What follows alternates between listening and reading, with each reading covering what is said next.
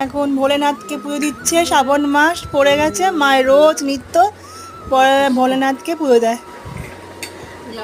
আমার শরীরটা খারাপ বলে মা এসছে আমার সঙ্গে দেখাশোনা করতে, আর এই রোজ নিত্য পুজো দেবে সুন্দর করে, সব ঠাকুরগুলোকে নামিয়ে পরিষ্কার করবে, এত সুন্দরভাবে করবে। গোপালকে দেখো না,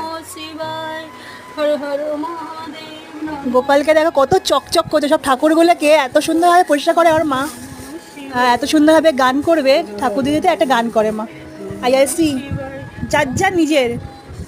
ও বসে আছে আবার নকুনদানা পাবো বলে, ভাত খাওয়া হয়ে গেছে কিন্তু নকুনদানার জন্য বসে আছে, আর কান চুলকাবে, কত কিছু করবে, কাঁদবে, আউ আউ করবে। এই মা এক মন দিয়ে ঠাকুরকে গান করেই যাবে আর ঠাকুর দিয়ে যাবে, এত সুন্দর হয় মা ঠাকুর দেয়।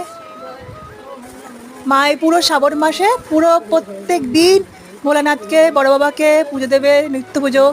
আর এই গোপালকে আমার ঘরে